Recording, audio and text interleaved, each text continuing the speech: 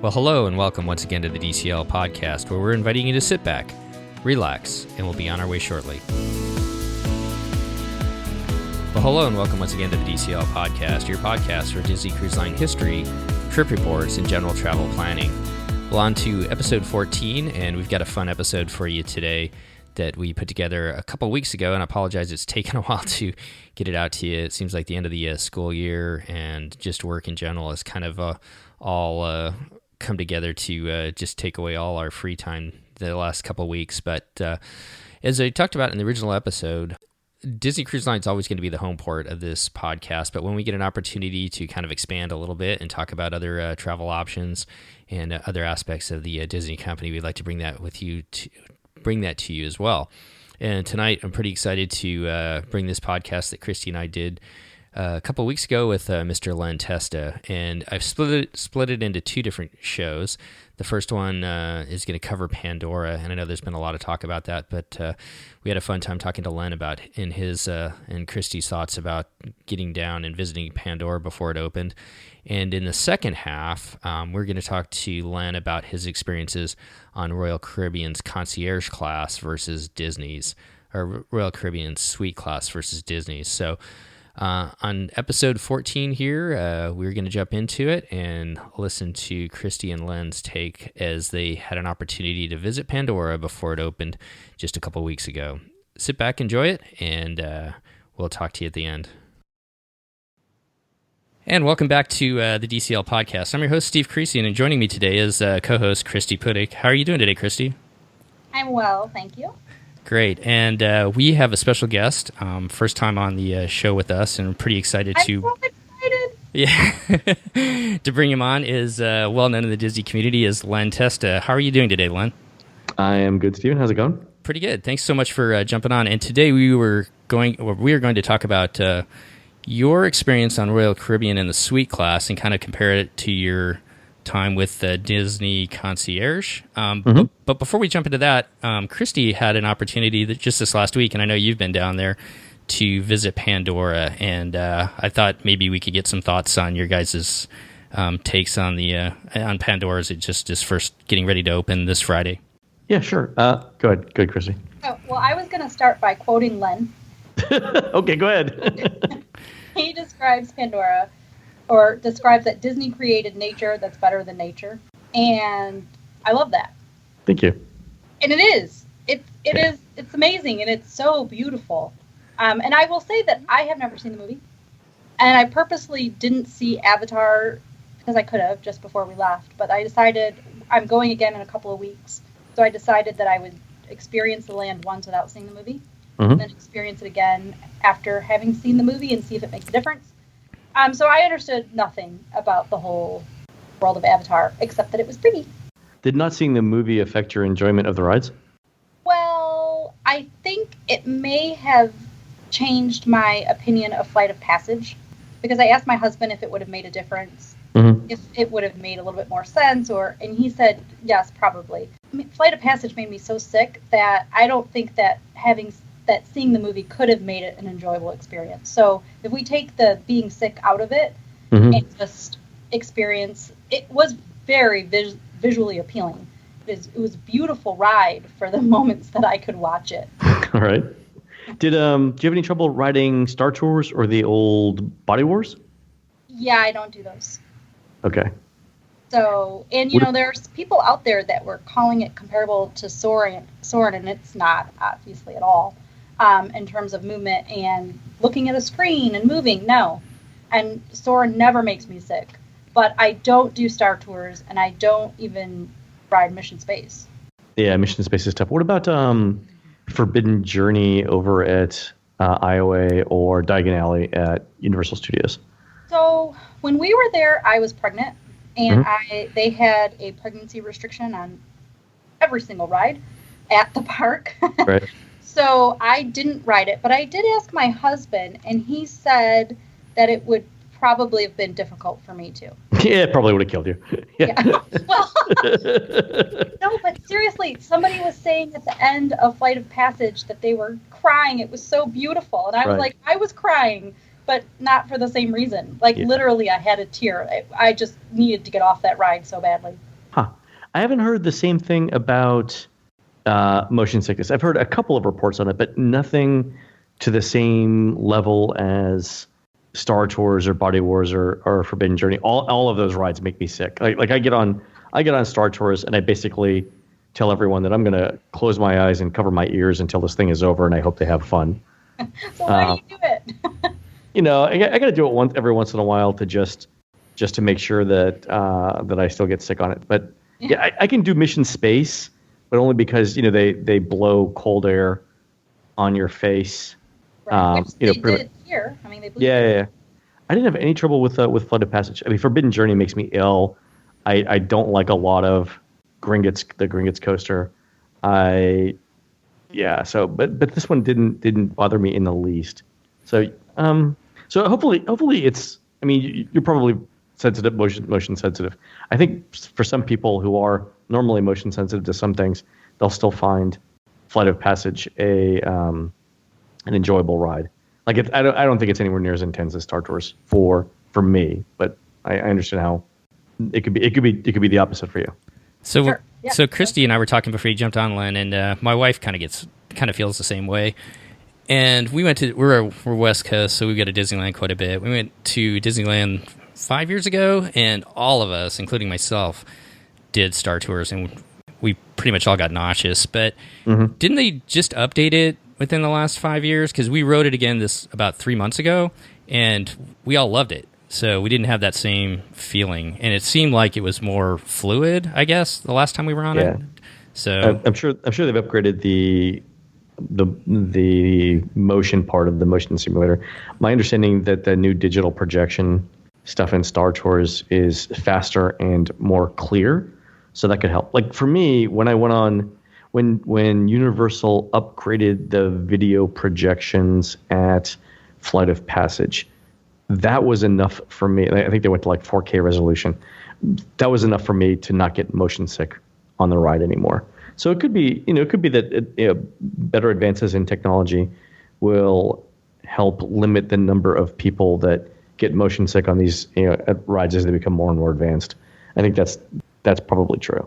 There'll always be some people who get motion sick on most things, but hopefully the more and more people will be able to accommodate on them.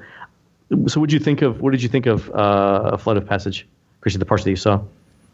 Well, they were pretty, and it was scary for me. I can go on roller coasters, but for whatever reason, like that first dip, that right after the beginning, man, it startled me. I wasn't expecting it, and I was a little chicken after that.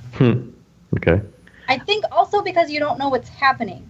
Yeah, it's the first ride vehicle like that of its kind. So, I mean, you get in a boat ride, you know how the boat is going to move. You get in, maybe you get in soaring the first time, you don't know quite what's going to go on. But for the most part, you hop on a Disney ride and you know basically what that ride vehicle can do. Because this thing's so new, a lot of people are going to expect what's about to happen. And the pitching up and down, especially with the combination of 3D glasses, as you're leaning over the ride vehicle, that's a unique ride position for a lot of people. That could throw up a lot of people. I actually didn't feel that much movement in it. And I know that. So this is one of those things where different people are going to have different experiences on the ride. I got the sensation of moving. Don't get me wrong, but it wasn't overwhelming to me. Like I never thought I was ever going to fall off of it. I didn't feel that. Yeah. Do people feel like they're going to fall off? Yeah, and I think that's why they've got those weird restraints on your back and on your calves.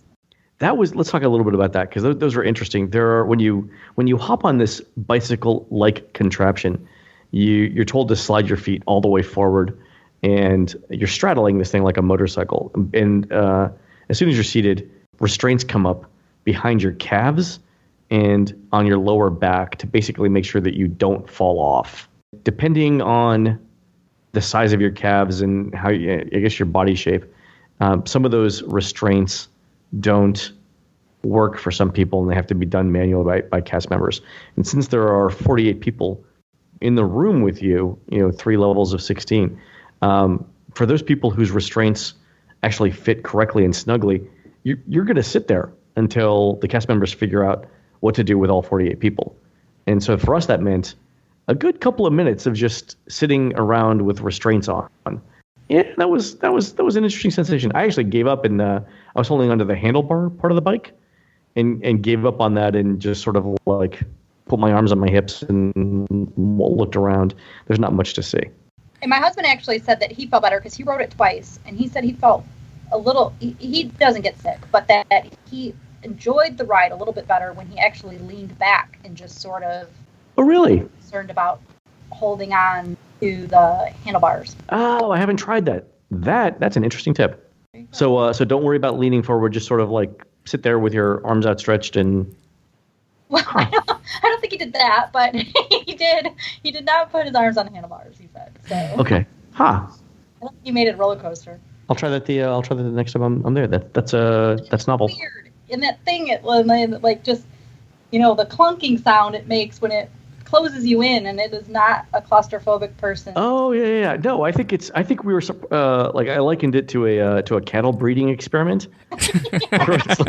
All right, you've got me. What happens next? And I do think it depends even where you're sitting on the seat, how tight that contraption is around you. Because while we were waiting for what seemed like forever for everybody to get locked in, we were talking to the people around us, and my husband and I, we seemed a little more snug. There wasn't a lot of room, but the person to the left of me was not significantly smaller or different size at all, but she had a ton of room.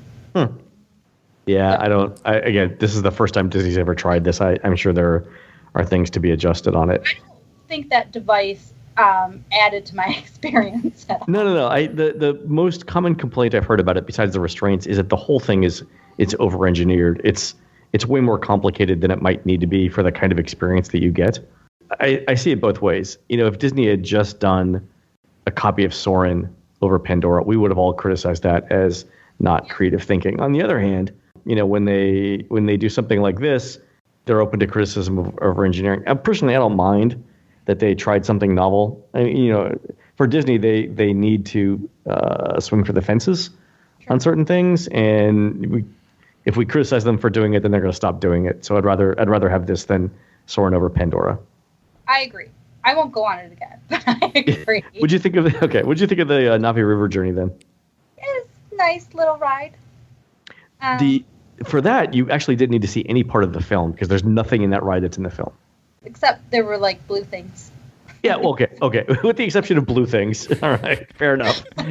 There's nothing material in the ride that takes place in the film. So you can ride that without seeing anything.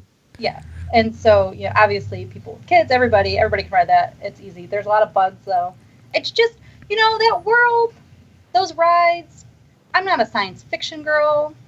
I wouldn't call myself a princess girly girl, but I liked all the bright lights. It was very pretty. On Na'vi River Journey, the thing I particularly liked is that Disney's using screens on the ride the way that Universal uses screens at Gringotts.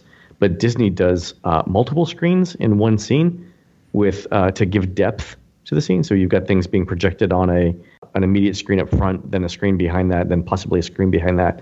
And the extra depth makes all the difference in terms of visual quality. Oh, it looks so real. It looks very good. It's incredibly detailed. I thought it was pleasant. I went on it a second time, and I don't particularly care for either Avatar or anything really in the boat ride. I really just went in to look at the visuals again. Yep, we did as well. The audio animatronic is really, really great. The Shaman of Songs. Oh my gosh! Yes. Yeah.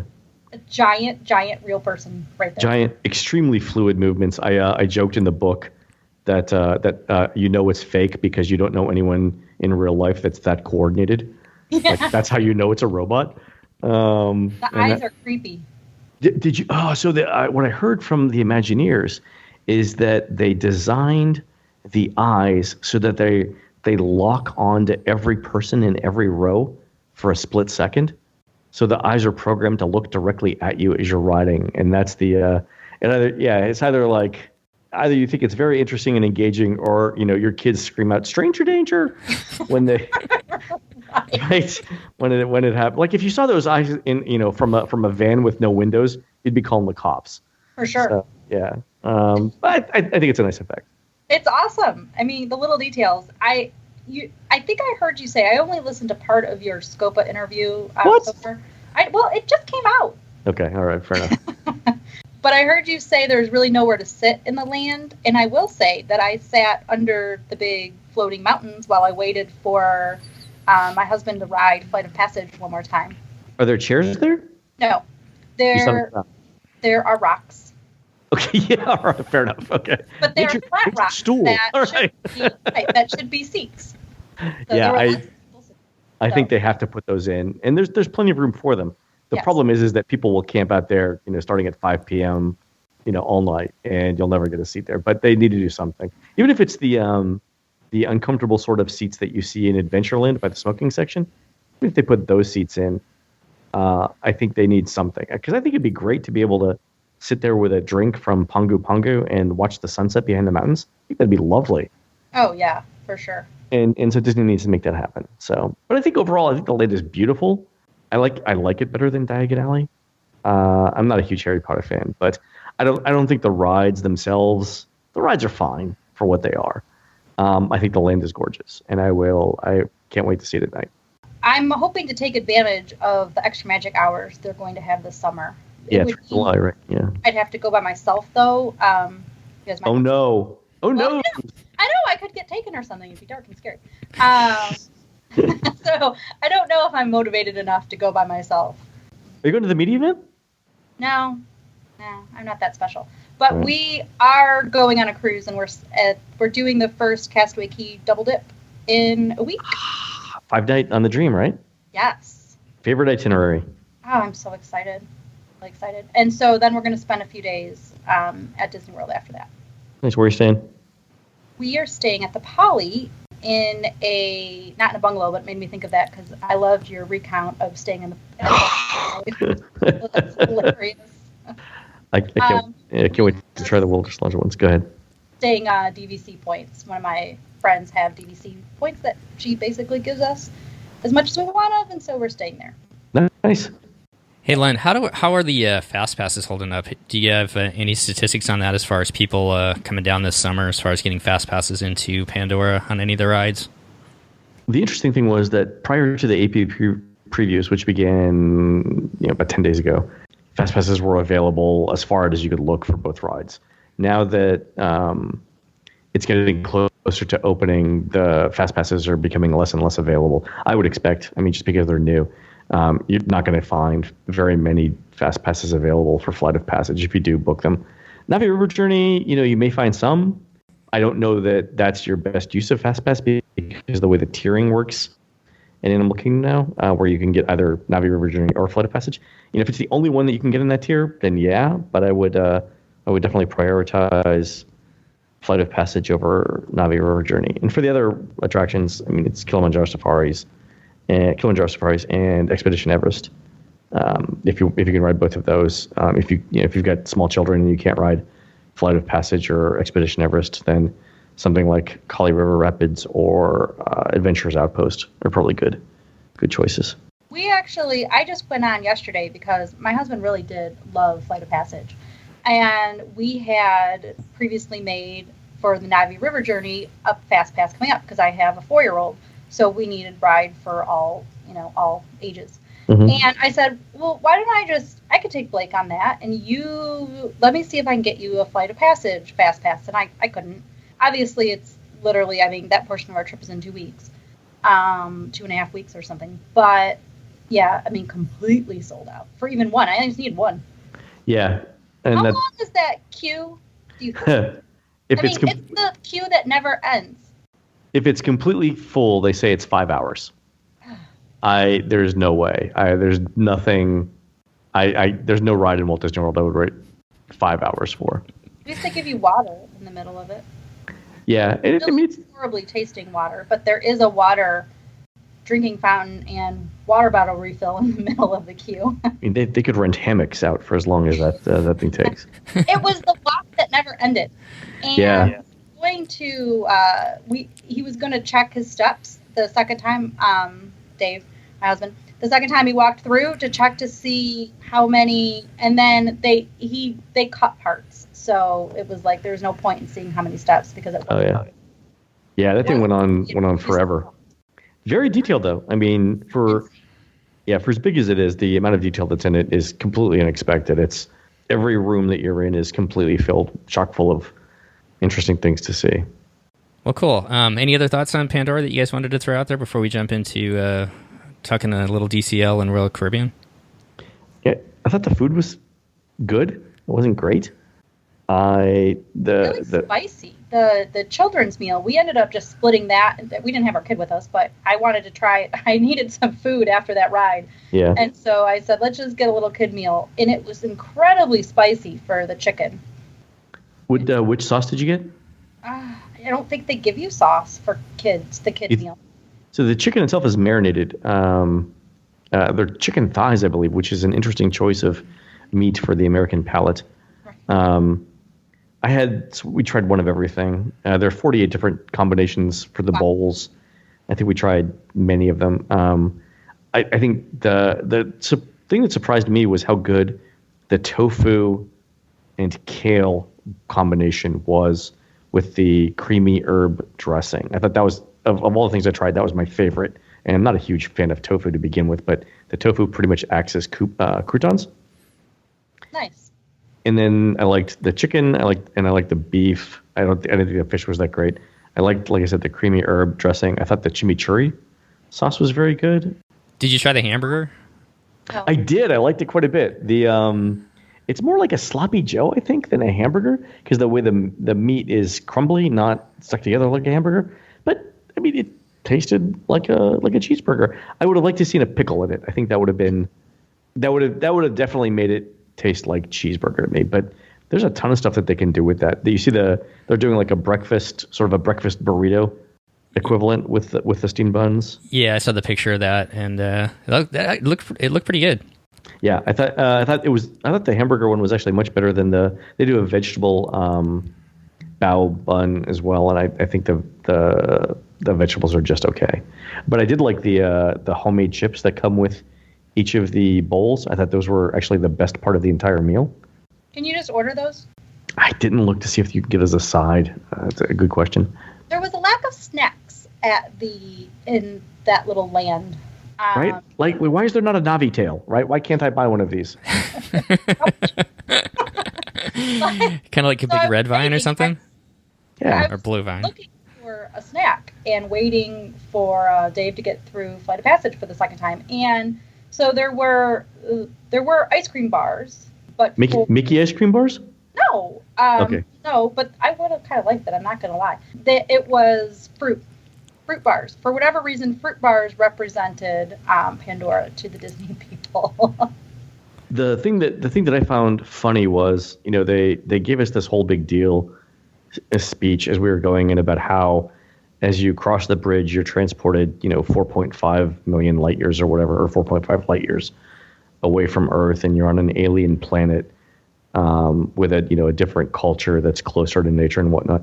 And yet somehow Fruit Loops still ended up on the breakfast menu. What? I mean, so Stephen, imagine this: you're getting ready to board a spacecraft for your journey to an alien planetary system. Where on your checklist of things to include to pack does Fruit Loops appear? I mean, it's not top 10 for me. I guess it'd be right underneath Tang. Yeah, right. I mean, Fruit Loops. Yeah. I don't know. Maybe the Navi consider it a delicacy or something. I don't.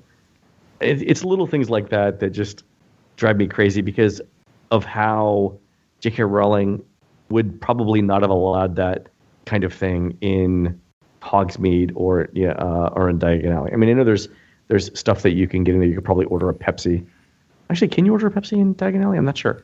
But the food that you get there is branded is more like the stuff you read in the book than Fruit Loops are in Pandora. So work in progress, maybe. Some more things to change. I think so. Yeah. Well, that is going to end the first half of our show with Mr. Len Testa. I really want to thank him for coming on, and I hope you enjoyed that discussion about the world of Pandora. And for those of you who've been down there and seen it, I'd love to hear your thoughts as well. You can follow us on Twitter at DCL Podcast or Pack Your Pixie Dust, and also on Facebook. So if you have any photos or pictures while you've been down there, it would be fun to see that as well. Look for episode 2, or the second half, episode 15, with Len as we talk about Royal Caribbean's Suite class versus Disney's Concierge class. I'll have that episode up here next week, early next week. And if you're heading out on your next adventure between now and then, I want to wish, or all of us here, Christy and I, want to wish you fair winds and safe travels as you head out on your next adventure. Once again, thanks for listening, and we'll see you next time on the DCL Podcast.